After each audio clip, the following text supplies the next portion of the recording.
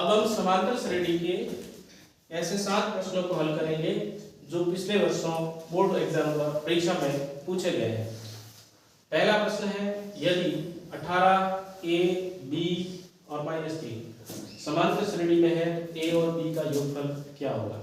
ऐसे प्रश्नों को हल करने के लिए हमारे पास इस समांतर श्रेणी की मानक रूप से तुलना करने पर a का मान क्या है, समांतर श्रेणी का a का मान क्या है 18 है, और अंतिम वाला पद an यानी पदों की संख्या देखो, इसमें 1 2 3 4 पद है, मतलब चौथा पद कितना है, चौथा पद कितना है -3।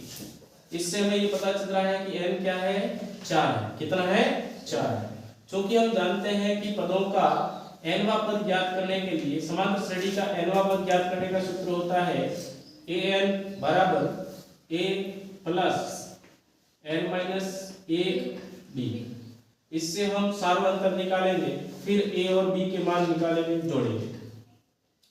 तो an का मान कितना है, a4 का मान कितना है, a चौथा पद लिख देते हैं a4, एक प्रथम पद 18, n का मान 4 माइनस 1, d का मान कितना है, d का मान हमें ज्ञात करना है।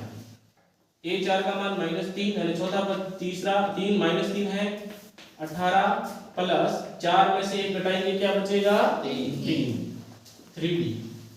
अब इसको और सरल करेंगे तो ये 18 पक्षांतरण करने पर लेफ्ट हैंड साइड में लाएंगे, क्योंकि अचर है, अचर एक भाग में और चर दूसरे भाग में, तो ये -3 माइनस के 18 हो जाएंगे, इधर रह जाएगा 3d, और -3 और -18 जोड़ने पर कितने हो जाते हैं -21 और 3d। तो d बराबर क्या हो जाएगा, d बराबर कितना हो जाएगा, d बराबर हो जाएगा -21/3, इसका मतलब -7। हमारे पास सार्वअंतर कितना आ रहा है -7 आ रहा है। जब हमने सार्वअंतर -7 ज्ञात कर लिया है, अब हम a और b का मान ज्ञात करेंगे। d का मान -7, a ज्ञात करने के लिए इसका मतलब ये प्रथम पद है, ये द्वितीय पद है, आप चाहे तो सीधा सार्वअंतर जोड़ सकते हैं इसमें, यानी 18 में -7 जोड़ेंगे तो कितना आएगा, कितना आएगा 18 में -7 जोड़ने पर, 18 में -7 जोड़ेंगे तो कितना आएगा 18, ये प्लस माइनस होके क्या हो जाएगा माइनस, 18 में से 7 क्या बचेगा 11।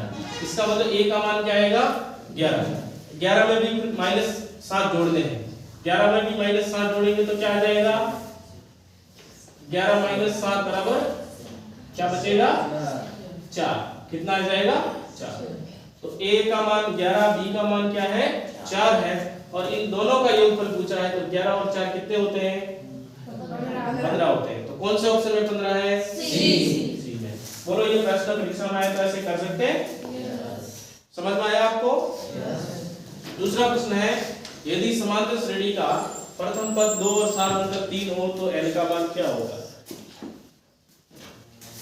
इस प्रकार के प्रश्न को हल कैसे करेंगे, nवां पद ज्ञात करने का सूत्र हमारे पास है, प्रथम पद हमारे पास है, सार्वअंतर हमारे पास। इस प्रकार का प्रश्न हल करने के लिए हम जानते हैं कि समांतर श्रेणी का प्रथम पद और सार्वअंतर दे रखा है nवां पद, n सूत्र होता है a plus n minus 1d। हाँ, हमारे पास प्रथम पद है 2 प्लस nवां पद ज्ञात करना है n माइनस 1, और सार्वअंतर दे रखा है d का मान 3। 2 प्लस 3 और n माइनस 1 का गुणा करेंगे तो क्या आएगा 3n माइनस 3, और सरल करेंगे तो क्या आएगा 3n माइनस 3 और प्लस के 2 हैं, जुड़ने पर क्या हो जाएगा माइनस का 1, इसका मतलब 3n माइनस 1 आएगा। nवां पद क्या आएगा 3n माइनस 1। कौन से ऑप्शन में है, बी ऑप्शन में। क्या ये प्रश्न आपको समझ में आया है, यस। इस प्रकार हम तीसरा प्रश्न हल करेंगे।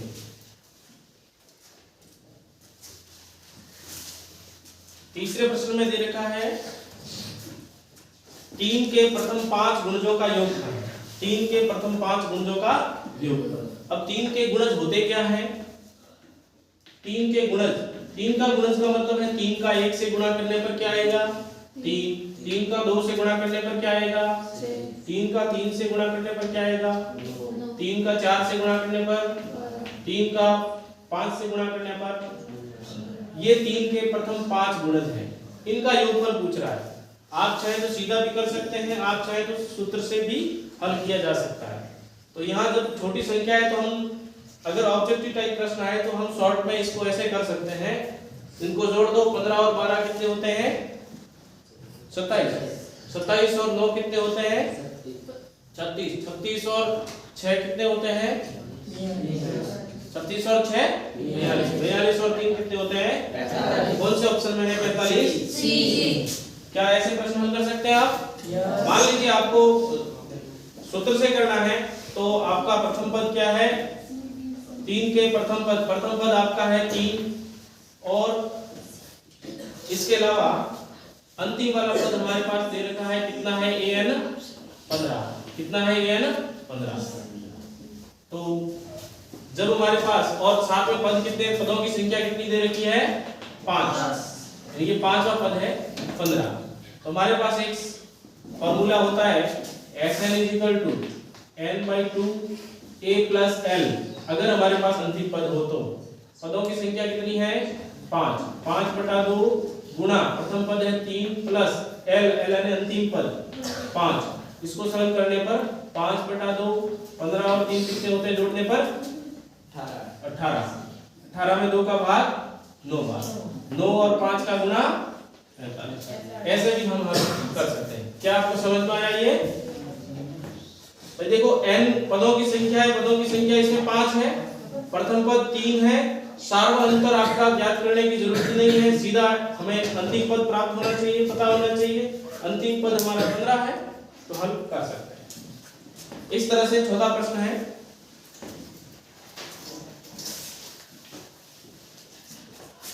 चौथा प्रश्न है कि 3 पहला पद, दूसरा पद 3 + √2, 3 + 2√2 एक समांतर श्रेणी है, मतलब ये समांतर श्रेणी में है, इसका मतलब इसके बीच में सार्वअंतर होगा, यानी अंतर समान होगा।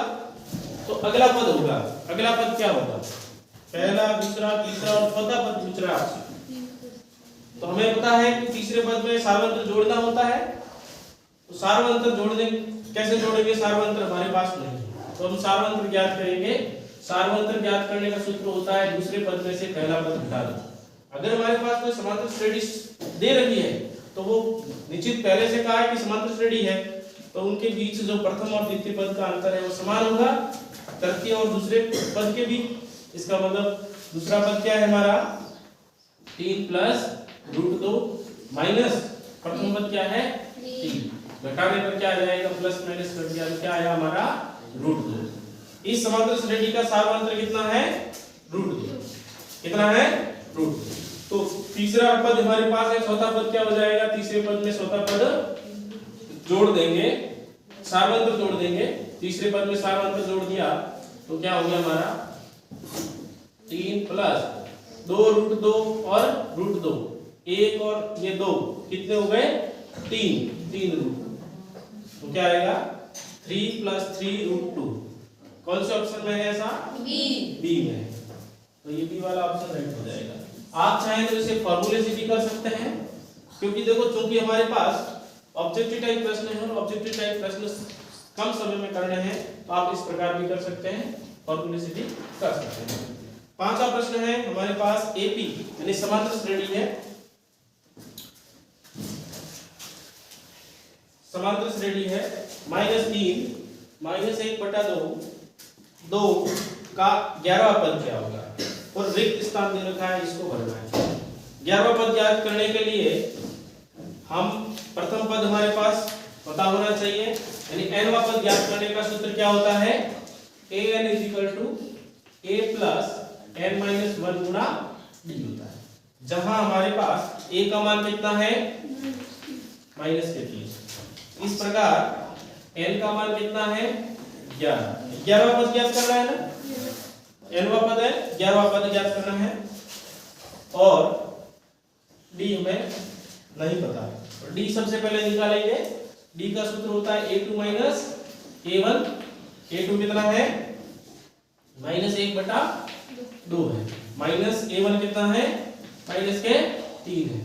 जब इसको और सरल करेंगे तो क्या होगा -1/2 माइनस माइनस प्लस हो जाएगा गुणा होकर।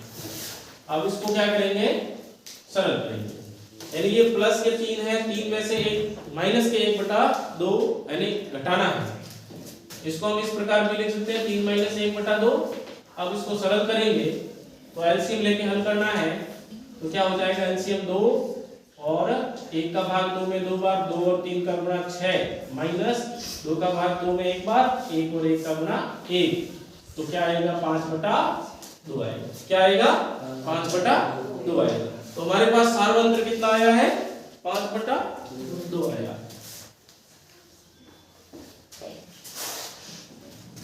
जब हमारे पास n का मान 11 है, सार्वंत्र 5/2 है, तो हम है वो 11वां पद आराम से ज्ञात कर सकते हैं। याद रखेंगे 11वां पद प्रथम पद -3 प्लस 11 - 1 सार्वंत्र है 5/2।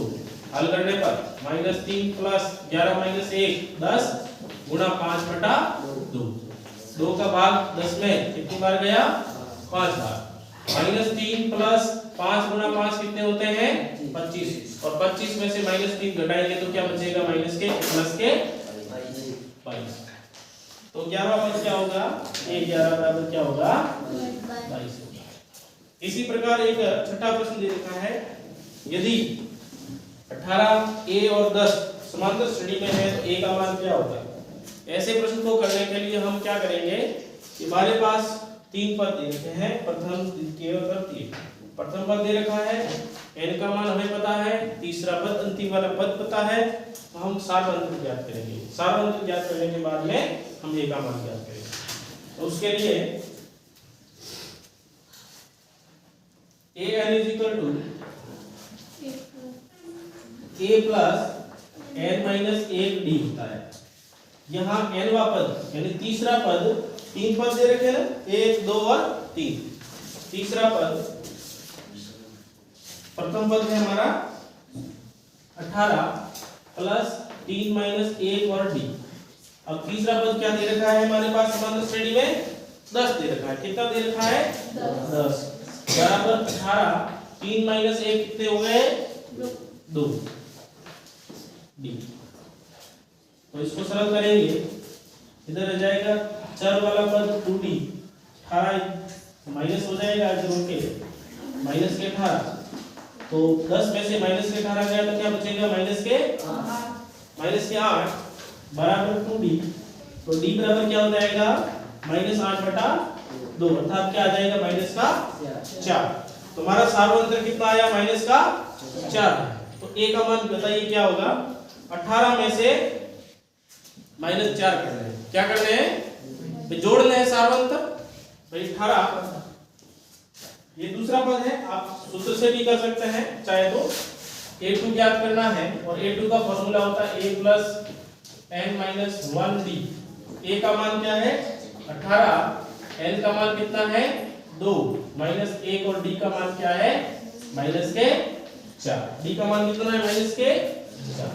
18 प्लस 2 माइनस 1 गुणा -4 और 18 - 4 कितने हो जाएंगे 14। कितने हो जाएंगे 14। तो a का मान क्या आया 14। इस तरह से आप देखो 14 प्लस -4 करेंगे, मतलब 14 में जोड़ेंगे सार्वंत्र, तो ये माइनस का होने के कारण गुणा होकर प्लस माइनस क्या हो जाएगा माइनस हो जाएगा, अर्थात 14 में से 4 घटेंगे तो क्या बचेगा 10। इसका मतलब हमारा उत्तर की जांच भी हो गई है, a का मान क्या होना चाहिए 14 होगा।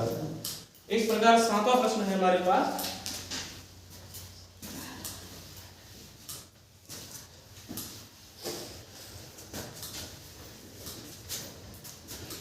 सातवां प्रश्न भी ठीक इसी प्रकार करना है। a दे रखा है, प्रथम पद दे रखा है, दूसरा तीसरा और चौथा पद दे रखा है। तो हम क्या करेंगे a4 बराबर a प्लस 4 माइनस 1b से सार्वंत्र निकालेंगे। चौथा पद है हमारे पास 9/9 सही 1/2।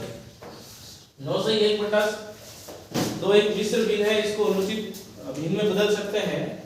अनुचित भिन्न में बदलेंगे तो 9 और 2 का क्या होगा गुणा। 9 और 2 का गुणा कितना होता है 18। 18 और 1 कितने हो जाएंगे 19। अर्थात इसे 19/2 भी लिख सकते हैं। प्रथम पद कितना है 5 है प्लस 3 गुणा d। हल करने पर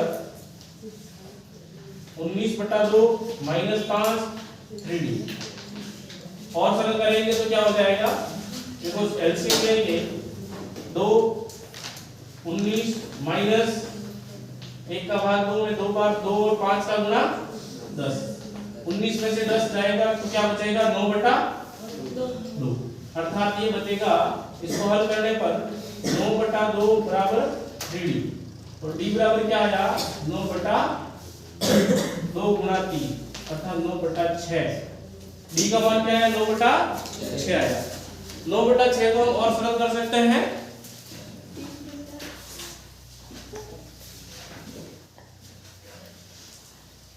d का मान 9/6 आया तो और सरल करने पर क्या आ जाएगा, d बराबर 9/6 है तो इसको 3 से भाग देने पर 3/2। तो सरल करने पर 3/2 हमारे पास क्या आया सार्वधातुक। तो हम क्या करेंगे, दूसरा पद तीसरा पद आराम से ज्ञात कर सकते हैं। सूत्र बना के लिख दीजिए। दूसरा पद ये होता है a का मान कितना है 5 1, d का मान क्या है 3/2 5 प्लस 3/2। इसे हम और सरल करेंगे तो क्या आएगा एलसीएम 2 1 का भाग 2 में 2 बार 2 और 5 का गुणा 10 प्लस 2 का भाग 2 में 1 बार 1 और 3 का गुणा 3 तो क्या आया 13/2। इसका मतलब दूसरा पद क्या आएगा 13/2। इस प्रकार हम तीसरा पद ज्ञात करेंगे। n वां पद ज्ञात करने का सूत्र लगाएंगे वापस। तीसरा पद a plus n minus 1 d कितना है हमारा 3/2। तीसरा पद हमें ज्ञात करना है। प्रथम पद 5 है 2 × 3/2 2 से 2 कट जाएगा तो 5 प्लस 3 क्या हो जाएगा 8 हो जाएगा। क्या हो जाएगा 8 हो जाएगा। तो 13/2 लिखे और तीसरा पद क्या हो जाएगा आप चाहे तो 13/2 को हम और सरल करके लिख सकते हैं। 13 में जब 2 का भाग देंगे तो कितनी बार गया 6 बार 6 सही 1/2 भी लिख सकते हैं। तो इस तरह से हमारे पास ये बोर्ड परीक्षा में पूछे गए प्रश्न हैं। पिछली बार कभी 2022 में 21 में सारे प्रश्न हमने लिए हैं। इसको इस तरह से हल करते हैं। तो आपके जो बोर्ड परीक्षा 2026 होगी उसी में भी इस प्रकार के रिक्त स्थान वाले प्रश्न खाली जगह वाले प्रश्न और इसके साथ में ऑब्जेक्टिव टाइप प्रश्न भी पूछे जाएंगे। क्या ऐसे प्रश्न आप कर सकते हैं? यस।